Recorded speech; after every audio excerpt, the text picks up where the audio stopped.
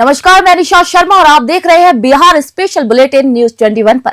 तो आइए रुक करते हैं बिहार की तमाम खबरों की ओर। तो सबसे पहली खबर है सरमेरा से, जहां सरमेरा थाना क्षेत्र के मीरनगर गांव के समीप स्टेट हाईवे 78 पर हुई एक सड़क दुर्घटना में एक वृद्ध की मौत हो गई, जबकि 3 लोग गंभीर रूप से जख्मी हो गए हैं। आपको बता दें कि मृतक की पहचान मीरनगर निवासी स्वर्गीय सिंहेश्वर प्रसाद सिंह के 55 वर्षीय पुत्र भुवनेश्वर प्रसाद के रूप में की गई है। यह हादसा तब हुआ जब भुवनेश्वर प्रसाद महारानी स्थान में लाइट जलाकर अपने घर लौट रहे थे। उन्हें एक तेज रफ्तार बाइक ने जोरदार टक्कर इस दौरान मार दी। इसी दुर्घटना में बाइक सवार पटना जिले के सकसोरा थाना क्षेत्र के भागा बीघा गांव निवासी 52 वर्षीय चंद्रेश्वर चौधरी, उनकी 29 वर्षीय पुत्र सूरज चौधरी और 12 वर्षीय छोटू चौधरी भी जख्मी हो गए हैं। सरमेरा पुलिस ने चारों घायलों को सामुदायिक स्वास्थ्य केंद्र पहुंचाया है, जहां चिकित्सक ने भुवनेश्वर प्रसाद को मृत घोषित कर दिया है। गंभीर रूप से जख्मी 3 लोगों को प्राथमिक उपचार के बाद बेहतर इलाज के लिए बिहार शरीफ सदर अस्पताल रेफर कर दिया गया। इसके साथ ही थाना अध्यक्ष साकेंद्र कुमार ने यह बताया है कि पुलिस मामले में अग्रतर कार्रवाई भी कर रही है। सरमेरा से अविनाश कुमार पांडे की एक खास रिपोर्ट। और अब खबर है बिहार के भागलपुर से, जहां अब संस्कृति के खिलाफ रंग कर्म, लोक कला और राष्ट्रीय एकता को समर्पित रंग ग्राम जन सांस्कृतिक मंच भागलपुर द्वारा आयोजित होने वाले भागलपुर रंग महोत्सव 2025 की सफलता हेतु 7 दिसंबर को एक महत्वपूर्ण समीक्षा बैठक भी संपन्न की गई है। कला केंद्र लाजपत पार्क में 20 से 22 दिसंबर 2025 तक आयोजित होने वाले इस महोत्सव की तैयारी को लेकर ये बैठक भी SMS जूनियर स्कूल बूढ़ानाथ चौक के प्रांगण में आयोजन समिति के वरीय सदस्य कौशल किशोर सिंह की अध्यक्षता में की गई है। बैठक में आयोजन के सफल संचालन के लिए विभिन्न उपक्रम सिटी का भी निर्माण किया गया है। ये तय किया गया है कि विभिन्न राज्यों से आने वाले कलाकारों के आवासन और भोजन की व्यवस्था डॉक्टर RP रोड स्थित डोकानिया धर्मशाला में की जाएगी। और इस बार दर्शक दीर्घा की उत्तम व्यवस्था पर भी विशेष जोर दिया गया है। भागलपुर से गौतम दुबे की ये विशेष रिपोर्ट।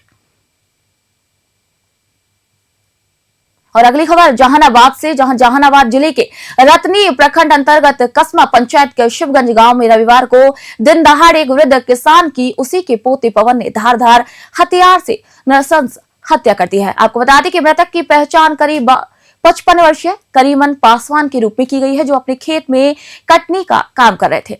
मृतक की बेटी के शोर मचाने पर ग्रामीणों के पहुंचने से पहले ही आरोपी पवन मौके से फरार हो गया। इस वारदात से पूरे गांव में सनसनी और दहशत का माहौल फैल गया है। सूचना पर परसबीघा थाना पुलिस भी मौके पर पहुंची और शव को पोस्टमार्टम के लिए सदर अस्पताल भेज दिया गया। पुलिस अधिकारियों के मुताबिक प्रारंभिक जांच में यह मामला पारिवारिक विवाद से जुड़ा हुआ प्रतीत हो रहा है। जहानाबाद से वरुण कुमार की विशेष रिपोर्ट। जानकारी नहीं सुने, इतने सुने हम कह रहा है कि बाबा बाबा अब हो गलो तो काम, इतने बोला न। पहले उससे न देखे कि ऊपर हंसुआ पसुली है लड़के हंसुआ ले, ये सब नहीं देखे हम। एक बैग जब कस रहे थे ना इसे बोझवा, तब मारा हंसुआ पर लगा, वो कट गया हंसुआ ना, वही गिर गया। बैठे ना वो, हम कह रहे तुरंत का हो गए, ऐसी कहे अरे तुरंत कुछ हो रही है। तब चले फिर 2-3 पसुली कड़ाक कड़ाक देखे चलते बोला, तब चले ये चाल कर दिया सबके कि अरे दौड़िए दौड़िए। पहले तो बोलिया बंद हो गलो, फिर कहे कि अरे दौड़िए दौड़िए इतना से दौड़िया उतना से दौड़िया, और सब चले एकदम रोड धर लिया। इतना बात आपके सामने हुई है? हमारा सामने हुआ है। अच्छा, किनके द्वारा हमला किया, जानते हो उनको? हाँ, बगले के है था लड़का था, उसका दादा का नाम उसको, हाँ उसको दादा का नाम है कीर्ति पासवान, बाप का नाम है दुखारान स्वर्गीय वो है। तो इनकी मैंने एक घटना स्थल पर मौत हो गई। हम वहाँ पर बोझा डोरे थे, हमको पापा बोझा बांध रहे थे। वो आया ऐसे पीछे हाथ कर ले था, वहाँ पर एक वाव थे बैठल, और वो हमको पापा भी ना आया कुछ बोल के, फिर दूसरा लंग पे चल गया। हम बोझा लेके गए, बोझा रखे जैसे हमको पापा के मार दिया, मार के चल गया तुरंत। कौन मार दिया? हम ये के पवन मार दिया। अच्छा, हाँ मार। क्या चीज से मारा? पसली से मारा। अच्छा, तो कौन है पवन? आपका कोई लगता है? गोतिया में ऐसे लगता है, भतीजा। अच्छा, तो कारण क्या था? कुछ नहीं था, कुछ ना। हाँ, मारने के बाद भाग गया। हम आए तो फिर हमको कहे कुछ नहीं, मार के भाग गया, कहने भागे हमको न पता है। तो पहले से विवाद हुआ था? नहीं ऐसी हम सोचे कि हमको पापा से मिलता था, ऐसी मैंने बात करता था, बस घरे आता था, थोड़ा नहीं बोलता था, कुछ दुश्मनी न था।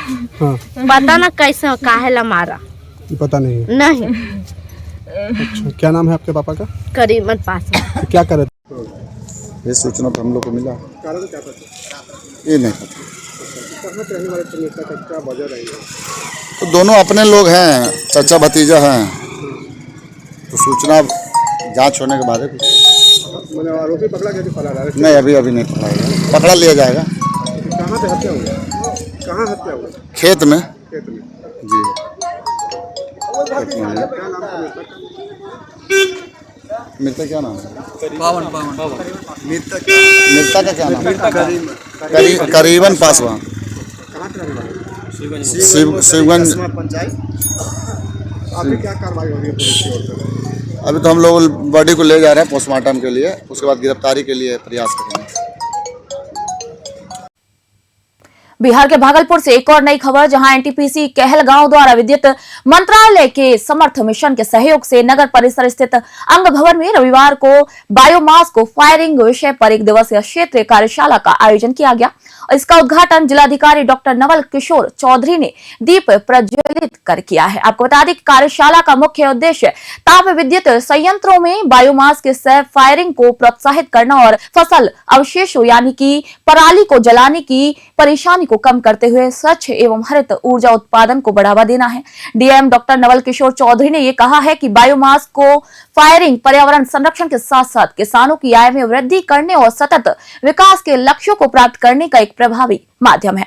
उन्होंने ये भी कहा कि ये कार्यशाला किसानों, उद्योगों और प्रशासन के बीच सशक्त समन्वय स्थापित भी करती है। वहीं भागलपुर से साहिल सिद्दीकी की ये खास रिपोर्ट। राष्ट्रीय बायोमास मिशन के तहत आज हमारे समस्त किसानों को यहाँ जागरूक किया जा रहा है और एक बहुत बड़ी पहल है कि एनटीपीसी के द्वारा जो फसल अवशेष है उस फसल अवशेष को पेलेट्स बना करके वो बर्न करेंगे। इससे 2 फायदा होगा। एक तो फसल अवशेष को हमारे किसान जो खेत में जलाते हैं, पूरा एनवायरनमेंट हमारा पॉल्यूट होता है। दूसरा जो कोयले का जो बर्निंग होता है एनटीपीसी में थर्मल पावर में, तो उसको भी हम धरती के अंदर से निकालते हैं, तो हमारा फॉसिल फ्यूल है उसका भी बचाव होगा। और थर्ड सबसे बड़ी बात है कि पेलेट्स बना करके जब हम एनटीपीसी में बर्न करेंगे और उससे थर्मल पावर जनरेट करेंगे तो उसमें कहीं कोई पॉल्यूशन की वो इससे किसान को बड़ा फायदा होगा। एक तो उनकी धरती तपने से बचेगी, बैक्टीरिया बचेंगे, दूसरा जिस अवशेष से उनको कोई फायदा नहीं मिलता था, नुकसान होता था, उस अवशेष से अब उनको राशि मिलेगी और उनको फायदा होगा। तो ये बहुत बड़ी पहल है इसके लिए मैं एनटीपीसी को धन्यवाद। और अगली खबर मधुबनी से, जहां बासोपट्टी थाना पुलिस ने रविवार को गुप्त सूचना के आधार पर बड़ी कार्रवाई करते हुए एक शराब तस्कर को भारी मात्रा में अवैध शराब के साथ गिरफ्तार किया है। थाना प्रभारी विकास कुमार ने बताया है कि भवंददेई चौक के पास कार्रवाई करते हुए कटैया गांव निवासी मोहम्मद दाऊद को 2 मोटरसाइकिलों के साथ गिरफ्तार किया गया है। आरोपी के पास से 288 लीटर विदेशी शराब और 300 बोतल देशी शराब भी बरामद की गई है। शराब की इतनी बड़ी खेप पकड़े जाने से क्षेत्र में हड़कंप मच गया है। ये कार्रवाई एसआई मुन्ना कुमार के नेतृत्व में की गई है। पुलिस का कहना है कि आरोपी मोहम्मद दाऊद शराब तस्करी के नेटवर्क में सक्रिय था और लंबे समय से इस अवैध धंधे में शामिल होने की भी आशंका है। मधुबनी से स्नेहानंद मिश्रा की ये खास रिपोर्ट। जहानाबाद से एक और खबर, जहां मखदूमपुर विधानसभा क्षेत्र के निर्वाचित विधायक सुबेदार दास का रविवार को संत शिरोमणि रैदास समिति की ओर से गणपति मैरिज हॉल लड़ोवा में भव्य स्वागत अभिनंदन समारोह किया गया है। वही समिति के अध्यक्ष और कांग्रेस नेता अशोक कुमार प्रियदर्शी की अध्यक्षता में आयोजित इस समारोह की शुरुआत शिरोमणि रैदास महाराज के तैल चित्र पर दीप प्रज्वलित कर की गई है। विधायक सुबेदार दास का स्वागत माल्यार्पण, गुलदस्ता, अंगवस्त्र और अभिनंदन पत्र देकर किया गया है। इसी अवसर पर मखदूमपुर विधानसभा क्षेत्र सहित पूरे जहानाबाद क्षेत्र से रविदास परिवार के सैकड़ों लोग भी मौजूद रहे। जहानाबाद से वरुण कुमार की विशेष रिपोर्ट।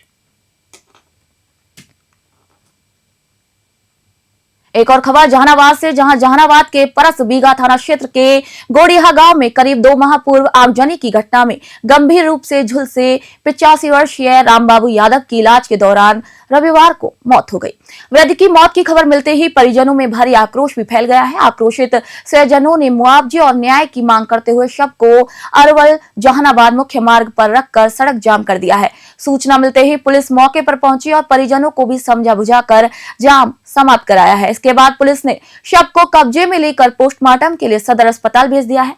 थाना अध्यक्ष शिशुपाल सिंह ने यह कहा कि मामले में आगे की कानूनी कार्रवाई भी लगातार की जा रही है। वही घटना के बाद गोड़िया गांव में शोक और आक्रोश का माहौल है।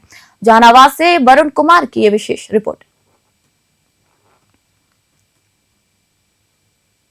अब खबर बेतिया से, जहां सीकटा प्रखंड के बसंतपुर गांव निवासी राज मिस्त्री श्याम सुंदर पटेल की दिल्ली में एक भीषण सड़क दुर्घटना में मौत हो गई है। मृतक दिल्ली में रहकर मजदूरी करते थे और अपने परिवार का भरण पोषण भी करते थे। यह दुखद घटना तब हुई जब वह रोज की तरह अपने काम पर निकले थे। कार्यस्थल के पास अचानक एक ट्रक पलट गया, जिसकी चपेट में आकर श्याम सुंदर पटेल भी दब गए और मौके पर ही उनकी मृत्यु हो गई। रविवार को जब उनका शव उनके मृतक निवास बसंतपुर पहुंचा तो पूरे गांव में कोहराम मच गया। मृतक के पिता गोपीचंद पटेल और परिवार के अन्य सदस्यों का रो रो कर बुरा हाल है। घटना की जानकारी मिलते ही समिति पति नंद किशोर यादव और विशाल पटेल समेत कई गणमान्य लोगों ने भी शोक व्यक्त किया है। उन्होंने सरकार से आग्रह किया है कि पीड़ित परिवार को शीघ्रता से मुआवजा और उचित राहत सहायता भी प्रदान की जाए। बेतिया से सत्येंद्र श्रीवास्तव की विशेष रिपोर्ट। बिहार के भागलपुर से एक और नई खबर, जहां भागलपुर कोर्ट के मालखाना शिफ्टिंग का कार्य एक बार फिर यानी कि चौथी बार रोक दिया गया है। आपको बताते हैं, मुख्य न्यायिक दंड अधिकारी पप्पू कुमार राय ने आधी अधूरी तैयारियों और अव्यवस्थाओं को देखते हुए ये फैसला लिया है और संबंधित अधिकारियों को भी जमकर फटकार लगाई है। शिफ्टिंग के दौरान पुराने मालखाने की चाबी नहीं मिलने और नए मालखाने की जगह पर सुरक्षा मानकों की अनदेखी भी सामने आई है। सीजेएम ने निर्देश दिया था कि नए स्थान पर दीवारों पर पानी का रिसाव ना हो, आग से बचाव के पूरे साधन और दुरुस्त वायरिंग भी होनी चाहिए, लेकिन ये सभी कार्य अधूरे पाए गए। वही सीजेएम ने मालखाना शिफ्टिंग के नोडल पदाधिकारी से एसडीओ विकास कुमार, बिल्डिंग विभाग के एसडीओ और जगदीशपुर के अंचल अधिकारी सहित सभी तैनात अधिकारियों की क्लास ली है। भागलपुर से राहिल सिद्दीकी की यह विशेष रिपोर्ट।